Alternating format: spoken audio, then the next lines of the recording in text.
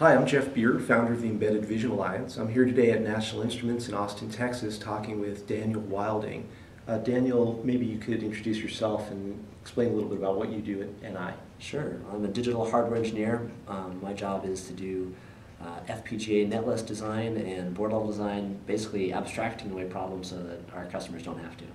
So for those not familiar with National Instruments, maybe you could briefly introduce NI, explain what NI does.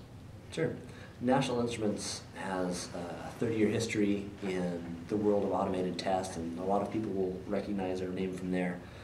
We have a wide variety of high frequency, high accuracy tools that we've enabled our customers to solve a lot of applications with, and are gaining market share in industrial and embedded applications, and really have put forth a lot of platforms that have driven down costs and made our customers more productive. Probably a lot people will recognize National Instruments LabVIEW, our programming language that kind of unifies our hardware and software and ties it all together. We try to create a platform that has extremely interoperable and can solve a wide array of problems. So I'm guessing that NI's interest in vision originated with this automated test business in applications where having a picture of something being manufactured or some aspect of some process was an important part of the instrumentation or process control application. Is that right? That's absolutely true. National Instruments Vision started about 20 years ago with this idea of manufacturing test. So we have hardware that will support the type of camera you might see on a manufacturing floor to inspect product, a wide array of algorithms and tools that make it easy for our end customers to design systems for manufacturing test. We've lately seen a lot more applications in less industrial applications, which I think is where the next question might be going. Yeah, so what is NI doing today in the realm of vision and embedded vision? So National Instruments has a wide array of products for industrial vision, more embedded applications. We've seen applications in robotics, in high-speed control, where you really need a lot more where the vision must be embedded in a product that gets deployed or widespread. Once again, we're drawing on our long history of multiple various types of input and output, analog, digital, various standards, and then bring that to bear on our industrial embedded. So one of the products that you'll see vision in at National Instruments is our C-REO platform, which is a PLC-like system where you can choose the I/O that fits your needs, but it's industrially rated for shock and vibe, temperature, and we're seeing these things mounted on robots, industrial robots or deployed robots out in the world. We're seeing more applications where our vision sensors are getting smaller and selling into smaller and smaller spaces. So do I understand correctly, you're saying that you're seeing a trend from larger systems where you might have just a camera and other sensors, then feeding back, over cables to some analysis and control hardware, which then feed actuators, to now more self-contained systems where the camera is integrated with analysis of the video and the decision making and signals going out to the actuator, maybe all sitting on a robot or in some other more self-contained integrated form? I think you'll have to ask somebody marketing for a firm answer. I think we're definitely seeing plenty of the old applications, but we're definitely seeing growth in the self-contained system that's highly configurable, highly specific. And that's part of the place where National Instruments provides value, is we provide a platform that lets somebody customize the hardware to their particular application. And when you say customize the hardware, I'm assuming you mean, first of all, plugging in appropriate modules, video inputs, and other sensor inputs and actuator outputs. What about the processors? What kinds of processors does NI use, particularly for vision applications? Well, we have a wide array of algorithms that target various processors. The area that I've been most interested in, and where I've spent some of my time in the past 5 years at National Instruments, is in using an FPGA as an image processor. And we're seeing lots of applications where the FPGA's inherent determinism low latency and low jitter can provide phenomenal advantages for image processing. Advantages over, say, an embedded CPU. Sure. Kind Exactly. of alternative. So let's dive down a little bit into that. What do you mean by determinism in this context? So for a normal CPU-based image processing system, there is going to be inherent jitter. You can only control your software so far, maybe down to tens of microseconds. Even if you get a real-time operating system, you're still going to have interrupts coming in from system events, various things that make it difficult to create a particularly reliable and jitter-free solution. So this can become critical for applications where you have laser control, you're doing safety robotics, you're doing high-speed air sorting. Okay, so you're talking about determinism not in the functional result that comes out, but in the timing of when that result comes out. So if I have some kind of high-speed production line, things going by, and I'm detecting which ones are good and bad, I need to reliably be able to actuate some actuator to sort those things every time in time before that the bad tomato has gotten into the box to ship to the customer or whatever. So determinism in the execution timing of the algorithms is what you mean. So a story that I often share is, imagine for yourself a bean sorter. So you have a large set of beans that might have some defects or some rocks interspersed. So you can send the beans down a waterfall and let them fall in a sheet. Well, a vision system can inspect them, take pictures, and then a number of microseconds later fire a puff of air to blow bad objects off of your production line without letting them get further down the production line. The type of timing that's required for taking an image, doing an image processing step, and then making a decision and firing an actuator, that type of tight control is exemplified. That's the place where the FPGA really shines. Got it. And so that's an example both of the need for low latency and for deterministic timing in executing those algorithms. Absolutely. Very interesting. Tell us a little bit about the design methodology. How do customers take the NI processor modules and sensor and actuator modules and implement their unique application? Let's say it's a bean sorting application like you described. What's the methodology to go from an idea to a real-time implementation? Well, of course, you always start with your block diagram. What are the main pieces? I need to sense this, I need to actuate this, there's going to be some kind of process in the middle. And then doing some benchmarking. Okay, what kind of processing can be done on a CPU? Or do we need to use an FPGA? If we do need to use an FPGA, what's the value add the FPGA is going to do? Going back to the bean sorting, if the FPGA's advantage at that point may be the terribly low latency. An FPGA that's capturing an image will see the image shortly after can begin its processing as soon as the first pixel arrives from the camera. And then it can continue its processing, and shortly after the last pixel arrives can be ready with a result and fire an actuator.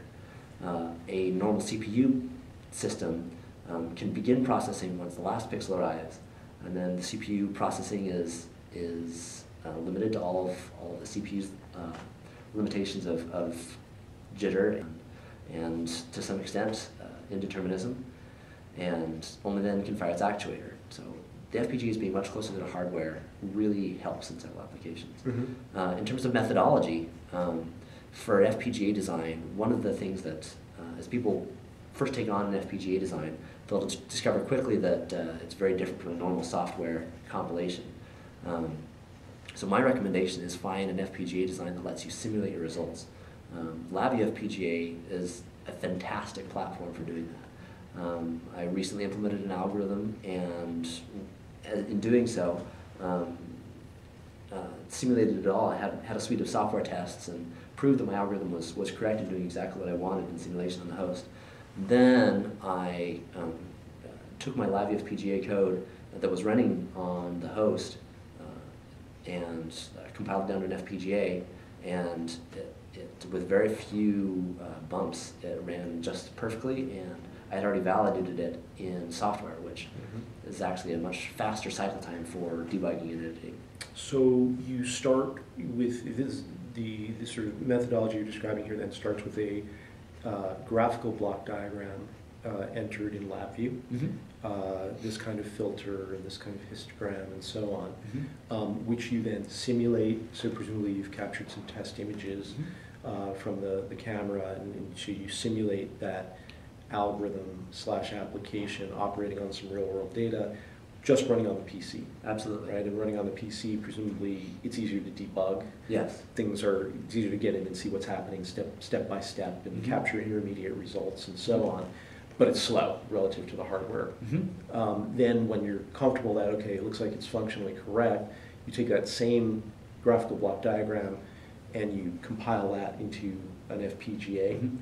And you do that without doing any traditional register transfer level hardware design, Verilog or VHDL, which is the normal, the mainstream way of doing FPGA design. Yeah, and as a hardware designer, I'm very familiar with the normal Verilog or VHDL way of writing a register transfer level logic.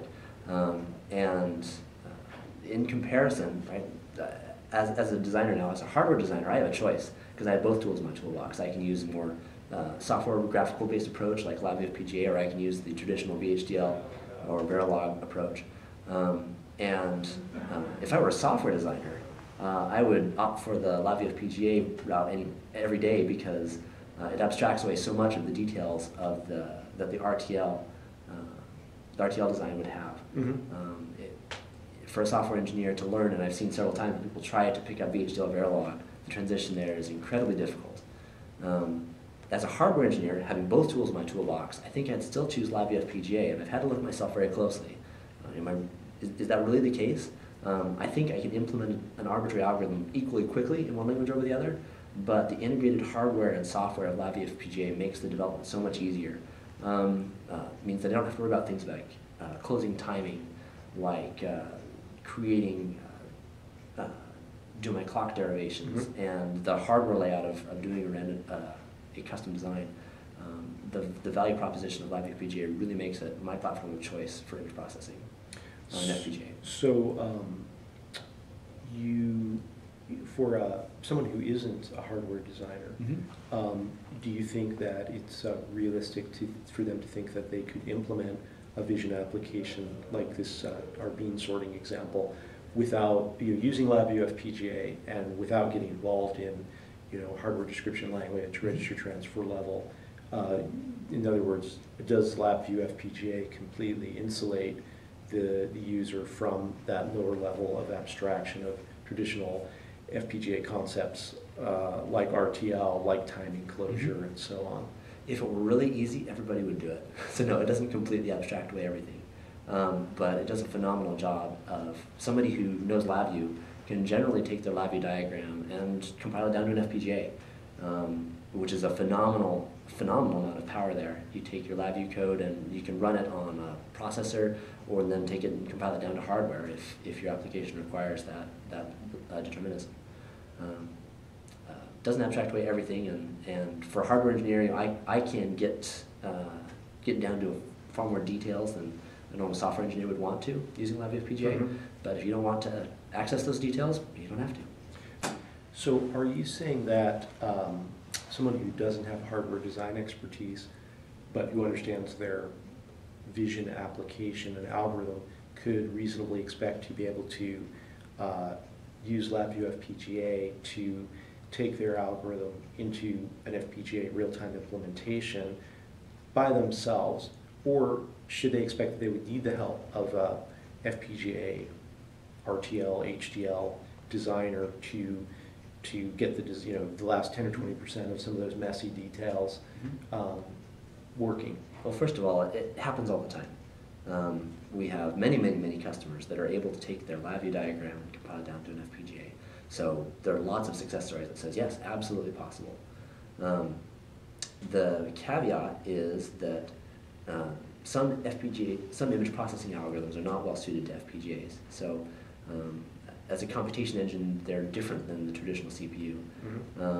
For instance, while FPGAs are very good at highly parallelizable applications, they're inferior to a CPU on a serial application. Something where the computation must be executed step by step without any parallelization. FPGAs are not good if your calculation requires floating point. Right? A traditional Intel CPU has a dedicated floating point computation unit, and FPGAs just aren't there yet. I would love to see that technology, and it is continuing to mature, but today floating point computation is really best done on the host, on CPU. That's a good, an interesting angle. So what if I have a vision application, you know, it might have a sequence of 20 blocks, you know, this sharpening filter and, you know, this blob detector and so on. What if I look at that and say, well, you know, these things are highly parallelizable, they're fixed point, these look like, and they're very computationally demanding, these look like things I'm going to put on the FPGA. These things over here, I'm using floating point, and they're very serial in nature. Those look like better candidate for the CPU. Is there a mechanism in LabVIEW for me to be able to, you know, draw a box and say, put this stuff on the FPGA and this stuff on the CPU? Yes, it's not as easy as drawing a box. I wish it were. But yeah, and we have customers that will take their design and implement part of it on an FPGA and then send partially processed data up through a DMA channel and finish their processing on the host. LabVIEW FPGA makes that very seamless. Not quite as easy as drawing a box, but. I think that's really exciting because what I've seen in many of the applications that I've looked at is you often find this dichotomy where, you know, especially at the front end, where data is coming in from the camera, you have a lot of these very parallelizable, inherently fixed point operations that are very computationally demanding and seem to map very naturally to an FPGA, but then you get downstream and you start to get to these very complex heuristic, you know, Kalman filters and things like this, which don't need to and aren't particularly natural to put onto an FPGA. So being able to you know, map into a heterogeneous target, I think is very natural for many vision applications. And honestly, I think that plays right into one of the strengths of National Instruments is our combined software and hardware platform. So we've got the hardware that has the FPGA image processing capability, and right beside it is the software running LabVIEW that can finish up calculations, and the two work seamlessly together and are rigorously tested as a platform and a unit to help our customers design their applications. That's very cool. I hope we can come back and maybe get a demo from you next time. Sure. To see some of this stuff in action. Going back to one of my earlier questions, if I'm not an FPGA specialist, a hardware designer, and I have one of these applications, and let's say I understand at the algorithm and architecture level the distinction that you've made of what naturally should be implemented in an FPGA and what shouldn't. So I have this section of my application that I want to map into the FPGA. You said, if I understood you correctly, you said that many of your customers are able to make that happen without having to look at the dirty details of RTL and timing closure and so on. Is that right? Yes. I think that's very exciting because that's very daunting for a lot of people. That level of hardware design is, you know, outside of the experience of a lot of people who understand their application and their algorithm. Might see that, oh yeah, this piece is a good match for the FPGA, but if they have to get into the details of FPGA low-level design, they're probably not going to do it. Well, that to me is one of the magical things about LabVIEW FPGA is that it comes with a full, besides its tight interaction with hardware, it comes with a full suite of DMA channels that you can send data at arbitrary lengths, registers get implemented, the interface between the processor and the FPGA is very well abstracted, and it comes with a very full suite of primitives that you can use for generation, for calculation, filter design. It's highly customizable, highly fully featured,